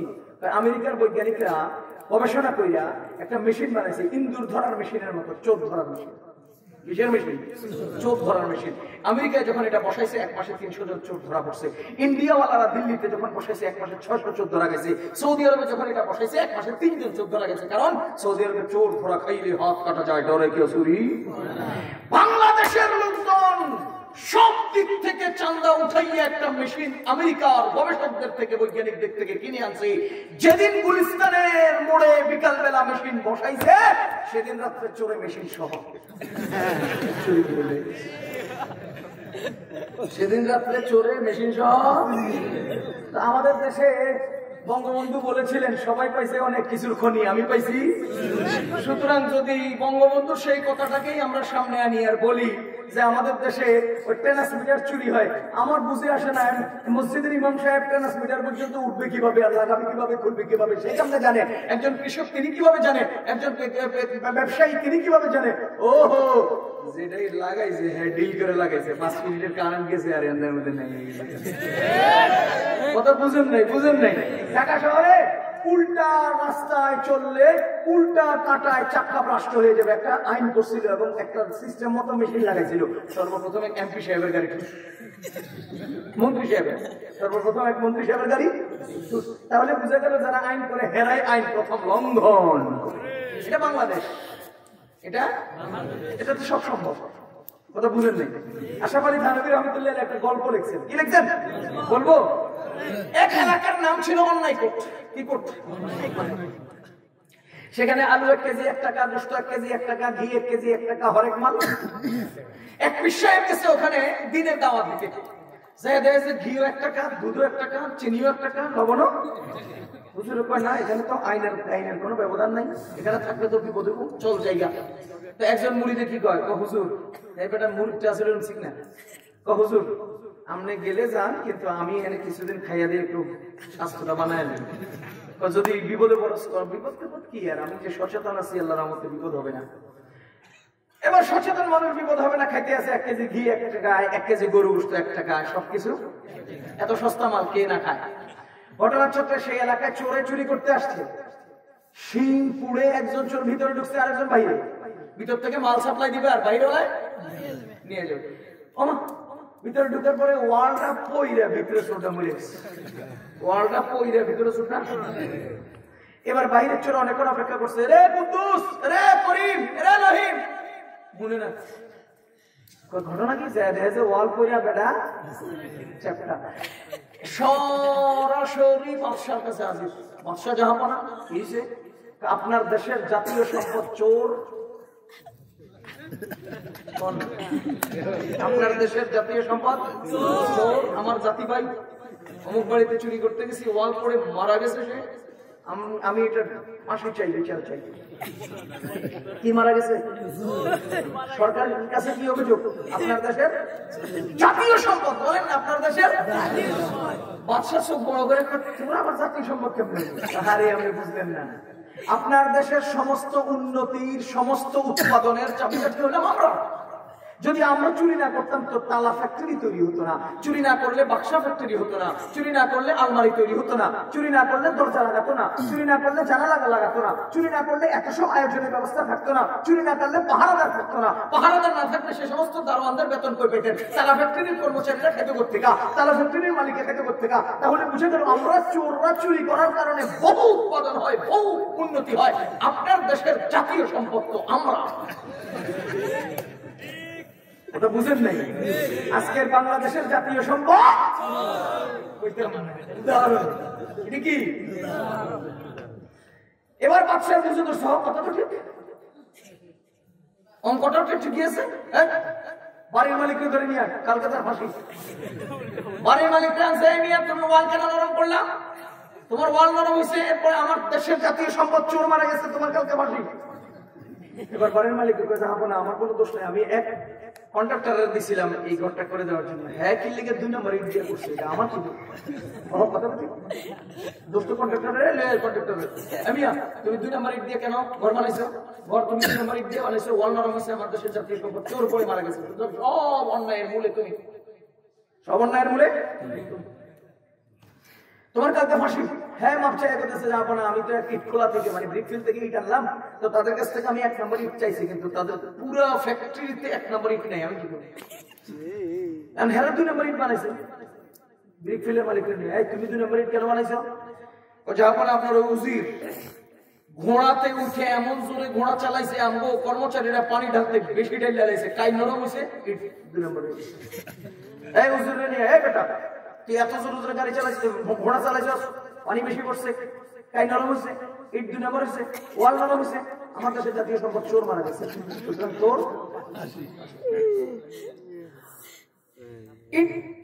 ব্রিকফিল্ডের মালিক কি করে? ও যাবো না, ওই উজরে ওই এলাকার একটা মেয়ে হাতে পায়ে নুপুর ঝুমুর লাগাইয়া হ্যাঁ যে ঝুম ঝুম ঝুম ঝুম করে চলতেছে, এটার আওয়াজে আমার ঘোড়া দিতে দৌড়। সব অন্যায় তো এই মেয়েটা, এই মেয়েটার দিল। তুমি হাতের মধ্যে পায়ের মধ্যে ঝুম ঝুম ঝুম ঝুম লাগে, আর ঘটনা কি দেখছো? কতগুলো ঘটনা করছে। যাবো না, আমি তো নিপুর ঝুমুর বানাইতে দিছি, কিন্তু ঝুনঝুনি লাগাইতে আমি দেইনি, আমি ও স্বর্ণকারের বানাইতে দিই আর ঝুনঝুনি বানাইতে দিইনি।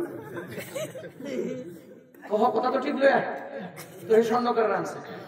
এই তুমি এই নুপুরের মধ্যে ঝুনঝুনি লাগাইছো, সে হাসছে, আওয়াজ হয়েছে, ঘোড়া স্পিডে চলছে, ওরা ভয়ে পানি বেশি ডালছে, কাই নরম হয়েছে, ইট 2 নম্বর, ওয়াল নরম, চোর মারা গেছে, সব সমস্যার মূলে তুই। তোর ঝুনঝুনি লাগাইতে বসে না, লাগাইছিস আমার ভুল হয়ে গেছে, কালকে তোর ফাঁসি। কথা বুঝেন নাই? অপরাধ করলো কে? ফাঁসি হয়ে কার? ভাস্কর্য ভাঙছে কেটে আল্লাহ জানে। মামুনুল সাহেবের বিরুদ্ধে মামলা হয়। সিসি ক্যামেরা টিভি দেখায় আমরা, আরে গরুর গরুর গরু ব্যাপক সিসি ক্যামেরা টিভিতে আমরা বুঝি না, জনগণ বুঝে না। ওয়ালের পিছনে দাঁড়ায় থেকে লম্বা কুত্তাওয়ালা দুটো কোন দিক যায় হেঁটে উড়ে, আবার ওয়ালের ওই সিঁড়ি দিয়ে উপরে উঠে এটা, এরপরে ভাঙে সেটা, এরপরে ফিরে যায় এটা, আবার তুই জুম হয়, আবার জুম আউট হয়। এটা কোন দেশে সিসি ক্যামেরা? কিরে বেটা, করতেও তো একটা চালাকি লাগে, চুরি করতেও তো চালাকি লাগে।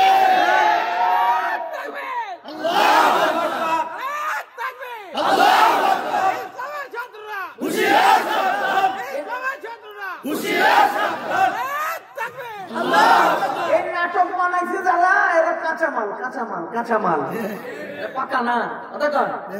আর যেসব সাংবাদিকরা বলতেছে এগুলো সব ধোঁকাবাজ, বাটপার, মিথ্যাবাদী মিথ্যাবাদী মিথ্যাবাদী।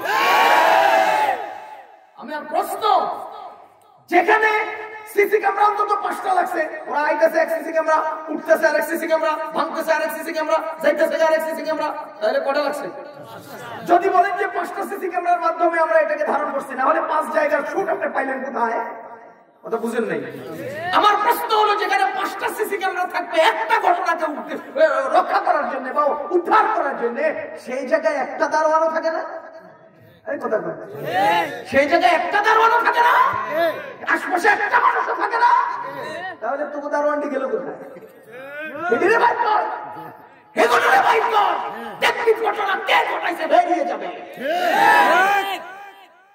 চুরি করতেও যোগ্যতা লাগে, কথা বলবা, চুরি করতেও কি লাগে? যোগ্যতা লাগে। এরপরে দেখলাম যে 4-5টা বাড়ি দিল, ওমা এরপর ছবিতে দেখি রড মোট সব বেরিয়ে গেছে। এখন প্রশ্ন হলো, এটি উঠার সময় তো খালি হাতে উঠছে, হাতুড়া ঢাকাইছে, বুঝা গেল হাতুড়া কেউ উঠে রাখছে, হাতুড়া কেউ কে উঠেছে বের কর, কথা বুঝেন নাই। আবার দেখ সাধু একেবারে করতা মরতা সুন্দর সাপ যাইতেছে, আরে মেয়ে সমস্ত হুজুররা যদি করতো তাহলে কাঁচা মাইরা করতা না, শার্ট গায়ে দিত, প্যান্ট পরতো, ব্যাটটা নিত, নিয়া সুরম সুরম কইরা চারিদিকে তাকায় এরপর দৌড় দিয়ে উঠে এরপর বাইকে নিয়ে দিত দৌড়। এত সুন্দর মতে আতর গোলাপ লাগাইয়া পার্কের দিকে দুইজনে গল্প করিতে করিতে ভাব লইয়া মূর্তি ভাঙিতে যাইব। এটা নাটকটা করছো যে হয় নাই, নাটকটা করছো যে হয় নাই। এখন প্রশ্ন, এত অল্প পিটানিতে এতগুলো গাল গলা হাত ভেঙে গেল, অল্প পিটানিতে, তাহলে হেগো যন্ত্রটা কত ভারী?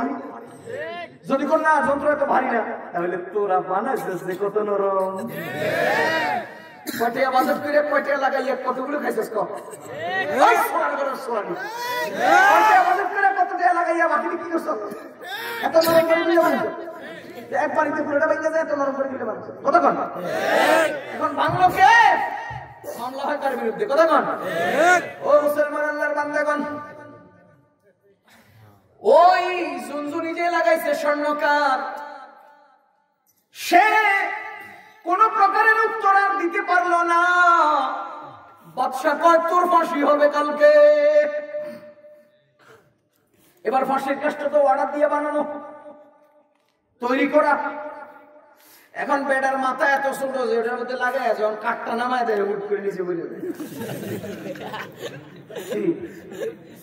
মাথা ফাঁসির রশির মুখটা কি বড়, লাগাই দিয়ে নিচে ছেড়ে দিলে যায়। আর এই ফাঁসিটা কার্যকর করতে লাগতেছে না, কি করা?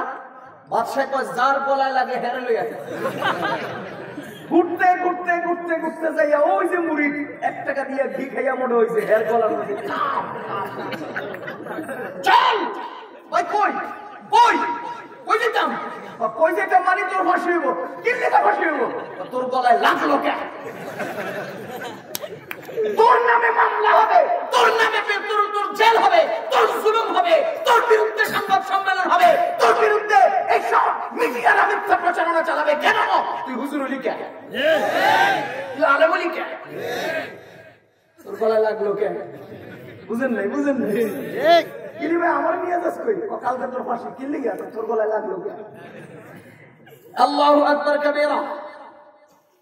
এবার সেই মুরিদকে ফাঁসির আগের দিন রাত্রেবেলা জিজ্ঞেস করছে, বিকালবেলা জিজ্ঞেস করছে, তোমার তো ফাঁসি হবে নির্ঘাত, কোনো কথা চলবে না, বলো তোমার কোনো ন্যায় চাহিদা আছে কিনা? জি আমার একটা চাহিদা আছে। ওই পাশের এলাকায় আমার একজন পীর সাহেব হুজুর আছেন, আমার হুজুরকে শুধুমাত্র এই কথাটা বলবা যে হুজুর আপনার ওই চিকনা মুরিদ বিপদে পড়ছে। কি বলবা? হুজুরে শোনার পরে দেখছিস কইছি না বিপদে পড়বে, শুনলো না। ওরে মুসলমান ওলামায়ে কেরাম তোমাদেরকে কথা বলে, উল্টা চলবা, বিপদে পড়বা, ভাস্কর্যের পক্ষ নিবা, দাজ্জালের খপ্পরে পড়ে যাইবা। আরে বিপদের কথা ওলামায়ে কেরাম বলবে না, বলবে কে? কথা বলেন। আমি আল্লাহর কসম করে বলছি, যেই বড় দাজ্জাল দুনিয়াতে আসবেন, এই দাজ্জাল আমাদের সামনে দুইটা জিনিস দেখাবে, হয়তো তোমার পদের লোভ দিবে, খাবারের লোভ দিবে, পয়সার লোভ দিবে, জায়গার লোভ দিবে, আর যদি সেইটা তুমি গ্রহণ না করো তাহলে তোমার ডান্ডার ভয় দেখাবে। আল্লাহর কসম করে বলছি, এই দুই ভয়ে যে দাজ্জালকে মেনে নিবে সেই গুমরাহর পথভ্রষ্ট হয়ে যাবে। আমি তো দেখতে পাচ্ছি বর্তমানে মিনি দাজ্জালদের এরকম লোভ আর ভয়, এই দুটার কবলে পড়ে বহু মানুষ বেঈমান হয়ে যাচ্ছে। বর্তমানে এই সমস্ত মিনি দাজ্জালদের কবলে মুসলমান পড়তেছে কিনা? ও মুসলমান আল্লাহর বান্দাগণ, এই উলামায়ে কেরাম তো আপনাদেরকে সচেতন করবেই। ওই হুজুর তো তাকে সচেতন করেছে, তুই তো বিপদে পড়ে যাবি। বলছিলাম না বিপদে পড়বে? আচ্ছা ঠিক আছে, হুজুর সচেতন ছিলেন, চৌকস ছিলেন, দূরদর্শী ছিলেন। তিনি একজন মুরিদরে ঠিক করছে, তুই আর আমি দুইজনে জেলখানার সামনে যায় ঝগড়া লাগবো। তুই কবি তুই যাবি, আমি কমো আমি যাবো, পরে কি হবো আমি দেখবো। আয় দুইজনে জেলখানার সামনে যাই। জেলখানার সামনে যাই মুরিদরে কয়, বেটা তুই যাবি না আমি যাবো। বেটা কয়, না হুজুর আপনি যাবেন না আমি যাবো। লাগছে দুজনে তুমুল যুদ্ধ, দুজনে লাগছে তুমুল ঝগড়া। এই মুরিদ তোরে কইছে চুপ থাকতে, তুই যাবি না আমি যাবো। মুরিদ কয়, না হুজুর আপনি যাবেন না আমি যাবো। কই যাবো জানে না, জানে না, মুরিদ জানে না, কই যাবো যাবো। এবার পুলিশরা আসছে, লোকজন আসছে, পীর সাহেব আর মুরিদের ঝগড়া লাগছে, কই যাবে জানি। কোনো কথা চলবে না, কারো কোনো কথা শোনা হবে না, আমি যাবো আমি যাবো আমি যাবো, হুজুর আমি যাবো। বাদশার কাছে খবর গেছে, বাদশা একজন পীর সাহেব তার মুরিদরে নিয়ে জেলখানার সামনে সব গরম করে লাগতেছে। এরে চিল্লা চিল্লি লাগছে, আমি যাবো কই যাবো, কেউ কিছু কয় না। ডাকেন তাদের দুইজনকে ডাকেন, বাদশার সামনে গিয়ে বসলো। বাদশা জিজ্ঞেস করে, ঘটনা কি? আপনারা কোনো ঘটনা বুঝতাম না, আপনি সিদ্ধান্ত দিবেন আমি যাবো। মুরিদে কয়, না যাবো না, আপনি সিদ্ধান্ত দিবেন আমি যাবো আমি যাবো আমি যাবো আমি যাবো আমি যাবো আমি যাবো। মানে তুফান। আমার কথাটা খুলে বলেন না। ও মুসলমান, এবার পীর সাহেব বলতেছে, হুজুর জাহাপনা, আমি না গত রাত্রে মুরাকাবায় বসলাম, আর মুরাকাবার মধ্যে আমি দেখলাম আগামীকাল দুপুর 12টা বাজে যার মৃত্যু হবে, চাই এমনি হোক চাই ফাঁসিতে হোক, সে তো সরাসরি জান্নাতে চলে যাবে।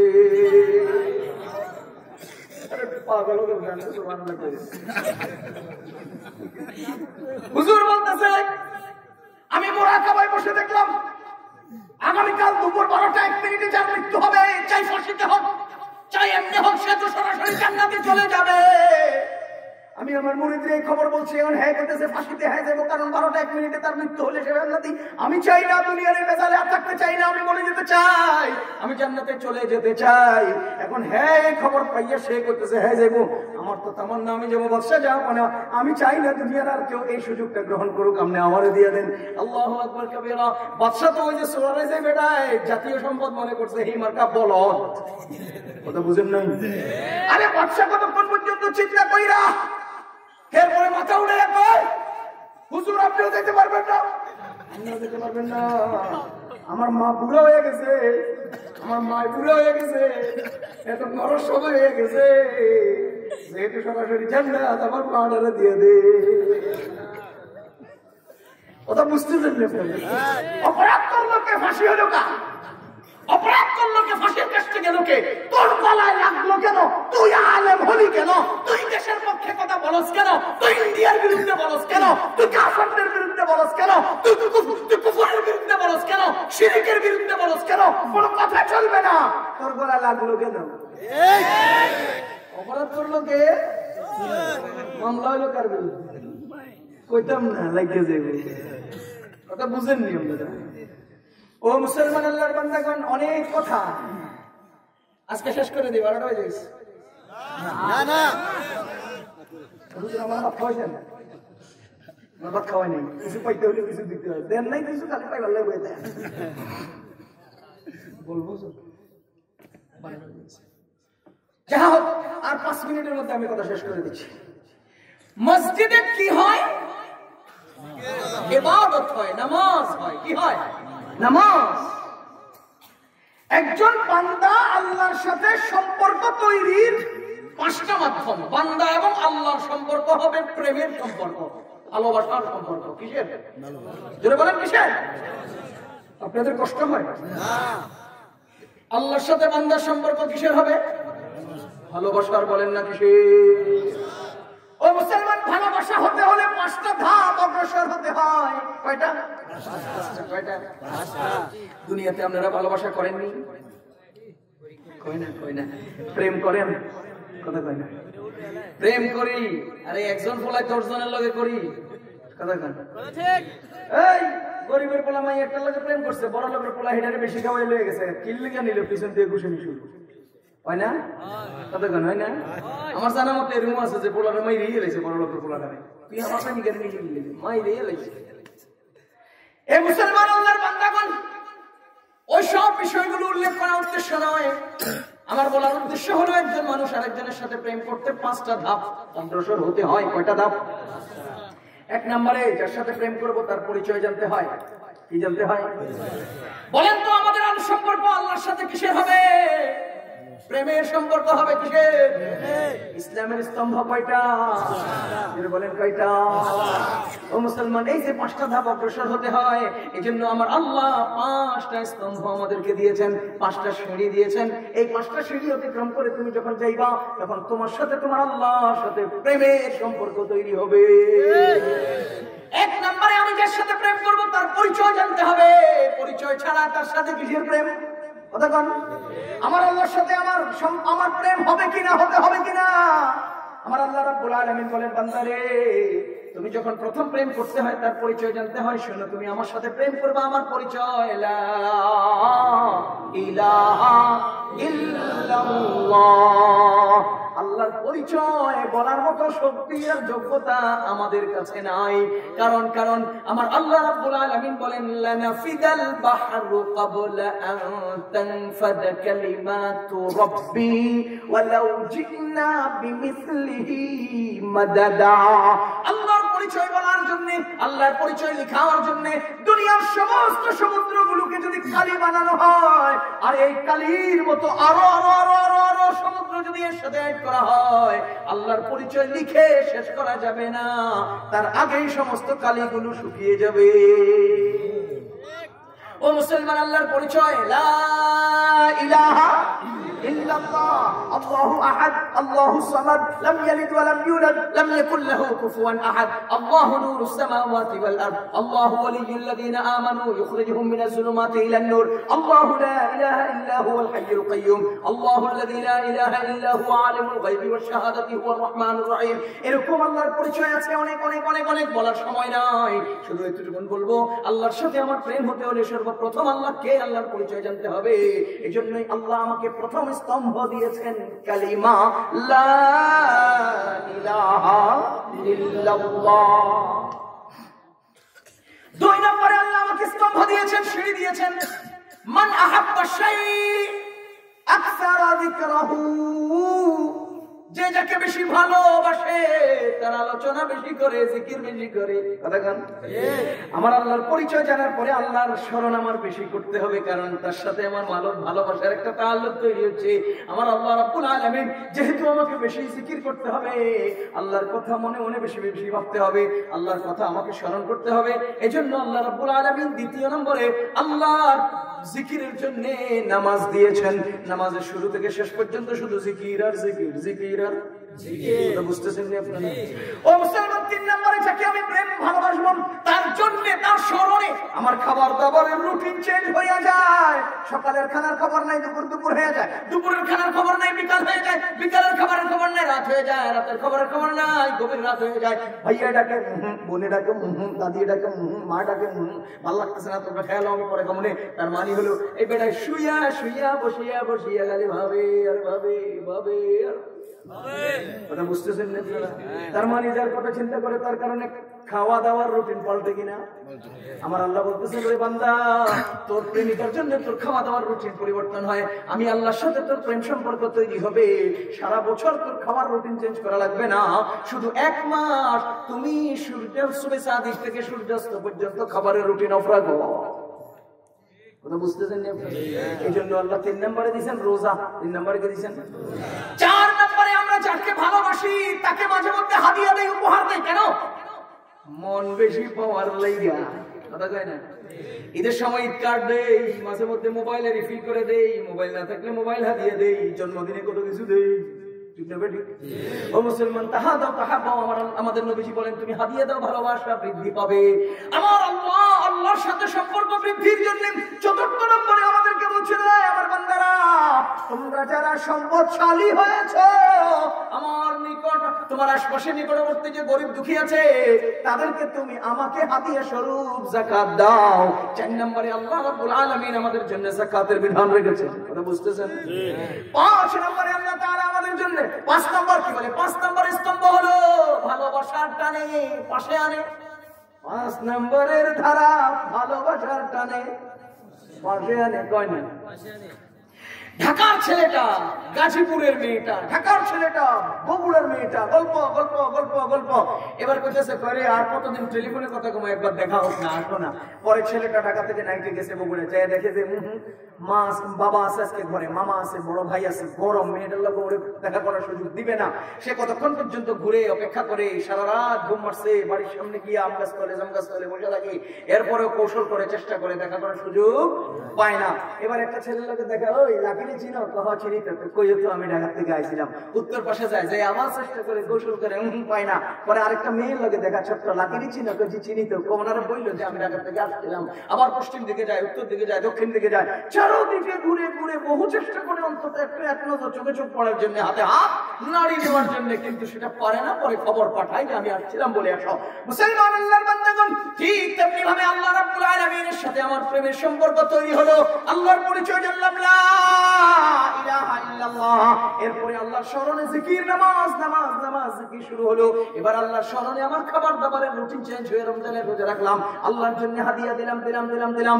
আল্লাহর সাথে আমার প্রেম সম্পর্ক গভীর হতে হতে আমি যাকাত দিলাম, গভীর সম্পর্ক তৈরি হলো। এবার তো ভালোবাসার টানে পাশে যেতে হবে। আমি হজ করতে রওনা দিলাম, আমার গায়ের পোশাকটা খুলে ফেললাম।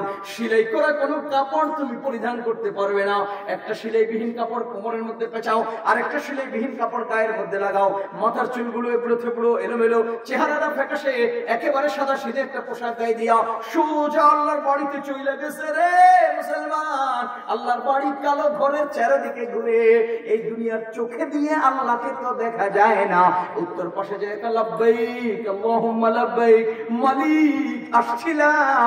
দক্ষিণ পাশে গিয়ে কয় লাব্বাইক আল্লাহুম্মা লাব্বাইক, মালিক আসছিলাম। পূর্ব পাশে গিয়েও কয় লাব্বাইক আল্লাহুম্মা লাব্বাইক, মালিক আসছিলাম। আরে মুসলমান, এইভাবে আল্লাহ রাব্বুল আলামিন ৫টা স্তম্ভের মাধ্যমে বান্দাকে আল্লাহর সাথে মহব্বতের সম্পর্ক প্রকাশ করতে আল্লাহ আয়াত নাযিল করেছেন। কুল ইন কুনতুম তুহিব্বুনাল্লাহ, তোমরা যদি আল্লাহকে ভালোবাসতে চাও, আল্লাহ বলেন ইউহিব্বুকুমুল্লাহ, আল্লাহ তোমাদেরকে ভালোবাসবেন। তার মানে ইন কুনতুম তুহিব্বুনাল্লাহ, তোমরা যদি আল্লাহকে ভালোবাসো, ইউহিব্বুকুমুল্লাহ, আল্লাহ তোমাদেরকে ভালোবাসবেন। ভালোবাসার সম্পর্ক হবে। মাঝখানে একটা সেতু বন্ধন তৈরি করতে হবে, মাঝখানে একটা সমুদ্র পাড়ি দিতে হবে। এই সমুদ্রটা পাড়ি দিলে, সেতু বন্ধন তৈরি করলে, তখন এই তোমাদের সাথে আল্লাহর সাথে সম্পর্ক প্রগাঢ় হবে, ভালোবাসার সম্পর্ক তৈরি হবে। ওই সেতুটা কি? আমাদের আল্লাহ বলেন ফাত্তাবিউনি, মুহাম্মাদুর রাসূলুল্লাহর সাথে তোমরা সেতু বন্ধন মজবুত করে ফেলো। বুঝতেছেন নি আপনারা? ও মুসলমান, বলেন তো দ্বিতীয় নম্বর কি বললাম? নামাজ। বলেন না দ্বিতীয় নম্বর কি? নামাজের মধ্যে আল্লাহর স্মরণ, আল্লাহর স্মরণ, আল্লাহর স্মরণ, আল্লাহর স্মরণ। নামাজের মধ্যে 3টে জিনিস আছে। কয়টা জিনিস? একটা হলো মনের, 2টা হলো অঙ্গ প্রত্যঙ্গের, 2টা শরীরের। বলেন একটা মনের কাজ হলো, মনের কাজ হলো মনকে আল্লাহর সাথে মিলিয়ে দেওয়া। নামাজের মধ্যে কয়টা জিনিস? কথা কয় না? 1 নাম্বার হলো মনের কাজ। মনের কাজ হলো আল্লাহর সাথে মনকে মিলিয়ে দাও। কাদ আফলাহাল মুমিনুন, মুমিনরা সফল। আল্লাযীনা হুম ফি সালাতিহিম, কয় না? আল্লাযীনা হুম ফি সালাতিহিম খাশিউন। এর অর্থ হলো ওই সকল মুমিনরা সফল যারা তাদের নামাজের মধ্যে মনকে আল্লাহর সাথে মিলিয়ে দেয়। নামাজের মধ্যে মনকে, মুসলমান, একদিকে নামাজের মধ্যে মনকে যদি আল্লাহর সাথে মিলাও, তোমরা সফল। আল্লাহ এই কথা বললেন। আরেকদিকে তুমি যদি মনকে আল্লাহ থেকে দূরে সরিয়ে দাও, তাহলে তোমার জন্য ডান্ডা। ফাওয়াইলুল লিল মুসাল্লিন, ওই সমস্ত নামাজীদের জন্য ধমকি, আল্লাযীনা হুম আন সালাতিহিম সাহুন, যারা নামাজের মধ্যে মনকে ছুটাছুটি করে অন্যদিকে নিয়ে যায়, সুদের ঘুষের হিসাব নামাজে দাঁড়ায়া দাঁড়ায়া করে। ও মুসলমান যারা হোক, আমি বলছিলাম নামাজে কয়টা জিনিস? এক, মনকে আল্লাহর সাথে মিলিয়ে দেওয়া। কয় না? মনকে। দুই নাম্বার কাজ হলো, আমি যে আমার মনকে আল্লাহর সাথে মিলিয়ে দিলাম, এটা মুখে উচ্চারণ করা, স্বীকার করা। আল্লাহু আকবার, সুবহানাকাল্লাহুম্মা ওয়া বিহামদিক, আউযু বিল্লাহ, বিসমিল্লাহ, আলহামদুলিল্লাহ, কুল আউযু বিরাব্বিল ফালাক, আল্লাহু আকবার, সুবহান রাব্বিয়াল আযীম, সুবহান রাব্বিস সামিআ আল্লাহু লিমান হামিদা, আল্লাহু আকবার, সুবহান রাব্বিয়াল আলা, আল্লাহু আকবার। বলেন তো, এই যে শুরু করলাম শেষ করলাম, এতক্ষণ পর্যন্ত এই সবগুলো কিসের উচ্চারণ? বুঝে গেল, নামাজের মধ্যে মুখে স্বীকার করতে হবে আল্লাহু আকবার, আল্লাহু আকবার, মানে আমার মনকে আল্লাহর সাথে মিলিয়ে দিলাম, এই বিষয়টা মুখে স্বীকার করতে হবে। তিন নাম্বার কাজ হলো, আমি যে আমার মনকে আল্লাহর সাথে মিলিয়ে দিলাম, এটা অঙ্গ প্রত্যঙ্গ দ্বারা প্রকাশ করতে হবে। কিবলার দিকে দাঁড়িয়ে নিথর দাঁড়িয়ে থাকতে হবে, ততক্ষণ পরে উপর হতে হবে, আবার সোজা হতে হবে, আবার মাটিতে মাথাটা ঠেকিয়ে দিতে হবে, আবার উঠে বসতে হবে, আবার মাটিতে মাথাটা ঠেকিয়ে দিতে হবে, আবার সোজা হয়ে দাঁড়াতে হবে।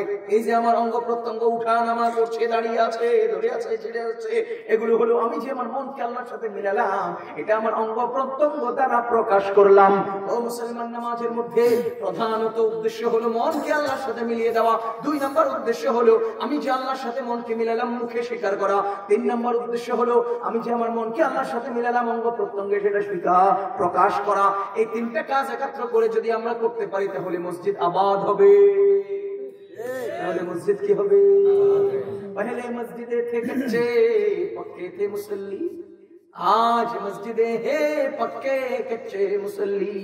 আগে মসজিদ ছিল কাঁচা, মুসল্লি ছিল পাকা, এখন মসজিদ হয়ে গেছে পাকা, মুসল্লি সব ঠং ঠং কথা কয় না, এখন মুসল্লি সব ঠং ঠং কাঁচা কাঁচা কাঁচা।